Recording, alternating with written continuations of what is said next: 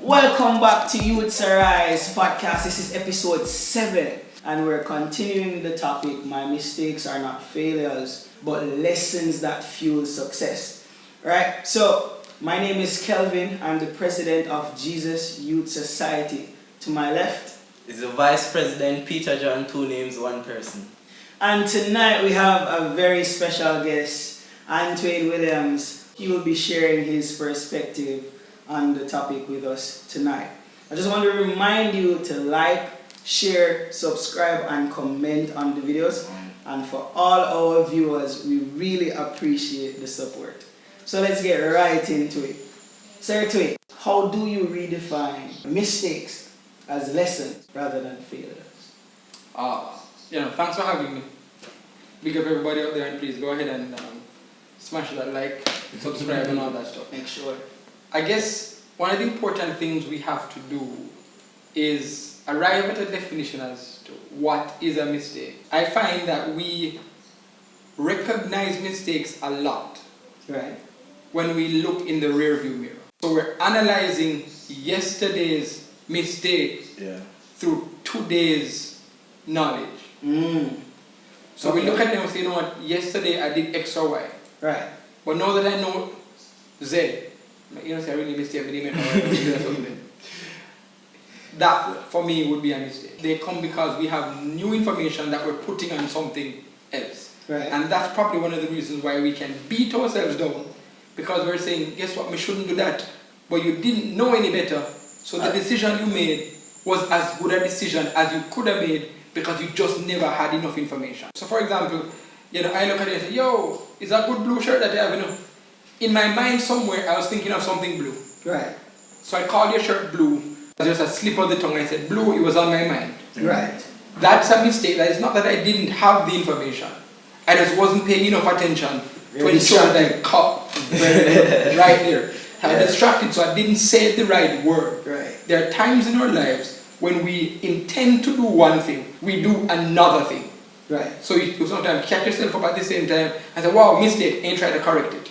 There are other things that is down the road, they realize, I shouldn't have made that decision.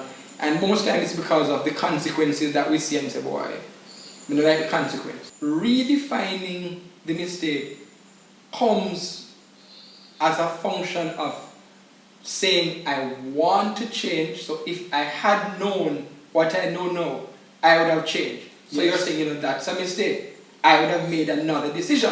For example, today I die, I wake up in hell. Right. If me down in hell, I'm different and say, no, I'm in a business. Me do what me do, me live my life, X or Y. And a mistake that, because you're defending anything, irrespective of the information that I have. Or the outcome. Or the outcome. So if you're redefining your mistakes as lessons, it means you're saying, I would have made another decision given the opportunity. If you don't want to learn from whatever you did, then you basically just throw it all away. Right, because the aim of calling something a mistake is because you recognize that there was a misstep. And if there's a misstep, the best thing to do or the logical thing to do is to correct the misstep. So it's like you go to school, you get work, you get something wrong, teacher said do your correction. If you decide that you don't want to do the correction, then you're sticking with what you have. So it's not a lesson that you're learning from anymore. It's just something that has happened.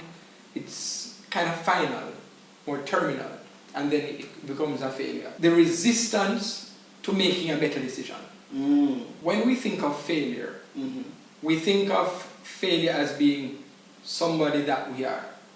So we may look at ourselves and say, I am a failure. Right. So you have become the embodiment of the mistake, of the thing that you're not turning away from. What you did could be a failure, and because of that you begin to appropriate it and say it's not just I failed to do something, but I am a failure. Because you can fail to do something and not be a failure. Many times we tend to think that it's the big things that matter. That really matter. But you learn from the little in the same way you learn from the big. When you enter into a cycle of mistakes without acknowledging where you went wrong or willing to make a change, then is that when failure kicks in? Well, I won't sit here and tell you that, failure kicks in at this definite point at 6:30 on a Monday. I can't tell you that's when failure kicks in. There's a saying which says, failure isn't final until you stop trying. So you make the mistakes, you fail to accomplish certain stuff. You didn't have success here, and you stop. It's because we've kind of put a terminal sort of sense to it. We've kind of said, guess what? It's done. We can't rise up from where we are right now. I've backslidden, and you never use a whole heap of church sort of stuff because you understand. It's a Christian thing. So yes, it's a Christian thing. It's a Christian thing. So I just can't come back. Because somebody may be saying, I've done this 10 times.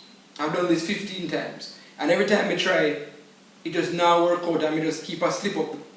I'm tired of making a fool of myself. Instead of doing what we never did before. If you realize that you're making mistakes because you don't read the Bible, it's not about the mistakes that you're making, it's the fact that you're not reading the Bible. Oh. There's some conscious decision that you have to make. Let's think of Peter. God. When Peter decided that, he told Jesus, no man, afraid yourself. Them are going to run you. There. No, I deny it, Father. When Jesus sent for Peter after the resurrection, he could have decided that I don't believe I'm going to get this right. Peter could have said, I'm afraid that the same thing is going to happen again. I trusted myself before and it never worked out. Because we can't believe that we can do it ourselves. No. Mistakes are going to happen. It's not necessarily the failing and the mistakes, it's the mindset behind of the failing and the mistakes that makes the major difference. Yes. Be transformed by the renewing of your mind. You have to decide, you have to think differently, to do differently. So whether it is studies, whether it is, a relationship, because a lot of people dealing with a lot of stuff where relationships are concerned. There are decisions that we can make so that what we've been through isn't just a bad memory, but it's a mistake used to fuel success. Success, yeah. Push you forward. To push you give forward. You a better perspective. To give you a better perspective. We can have the same memory be a bad memory, something that really hurts you and it haunts you. Or it can be something that you remember and say, that's when my life changed. You got into a rut. You dwell against Jesus Christ, that's when my life messed up. Always pains your heart to remember it. Or it can be that you think about it different and say, that's when my life changed because I thought differently. You acknowledge and then you made the choice to change. You reset your mindset. Reset your mindset. It's all connected. Even things which sound stupid. Even things which seem foolish. I trust the voice of the Lord. And I trust the fact that, like Jesus said, my sheep know my voice. Yeah. And if I believe I'm a sheep, I can't just be looking for the skies to burst. And then I say, yeah, I got to talk. But it's about listening in the little and putting the faith to work. And I have to put faith to work in the everyday stuff that I'm doing. I'm going to make a decision after this. I guess what, Lord? I'm going to pray. But after I pray, I have to believe that you're leading me. It's what you're saying, or you're helping me to discern and say, well, that looks like something good. But that's not really it. It's not really it. So I have to put the faith to work. I have to be willing to stand on God. Stand on what is greater than I am.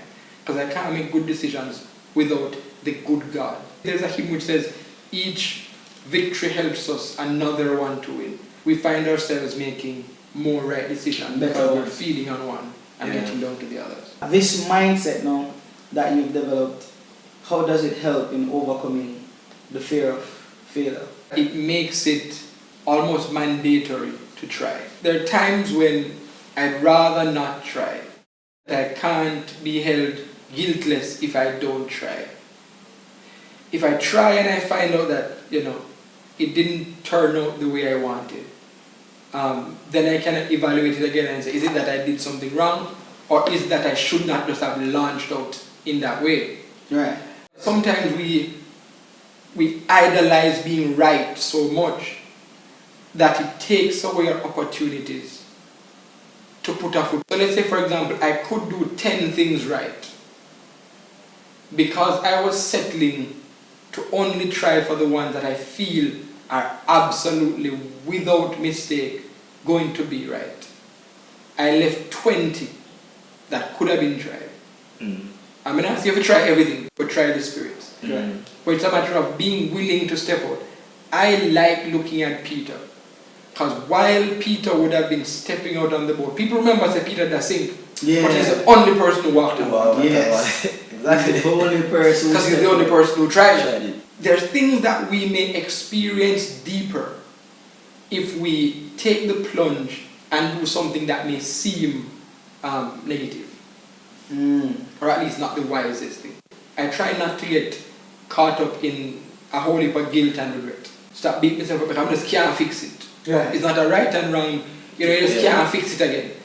And it's about choosing not to get caught in that negative spiral of self-defeat. You don't want to be beating yourself down unnecessarily. So I try to look at things and say, okay, what can I learn from this? How can I be better because of this? I reflect on it. I try to be honest. Being honest with yourself is difficult.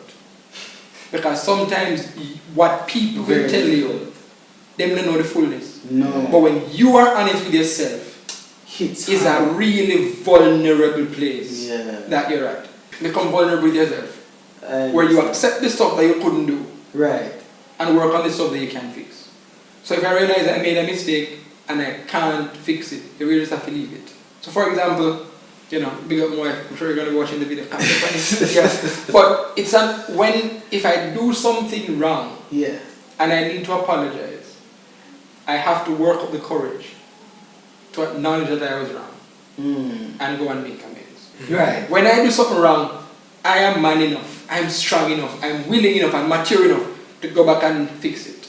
So it gives me courage the next time to apologize if I need to apologize, to make amends if I need to make amends. Wow. And it's fueling my success because my success in my marriage is tied to my wife. So I already understand that it's fueling success not just because I'm being a better husband, but because I'm reaching out to her so that even what I do can help her to become a better wife, a stronger wife, and we can be close and knit together. You can be better and that they can help you and in turn be better themselves. Thank you very much. We appreciate you a lot. Yeah, man, anytime. And great things will come from this video that we did together. Trust me, we have learned a lot, and so we'll apply that knowledge going forward. To you, our viewers and our subscribers, we appreciate you again. Go ahead and just hit that subscribe button so when we post another video, you may be alerted so you can stay tuned to what's going on the Youth Arise podcast. Lots of love to all of you. Peace out and see you in the next video.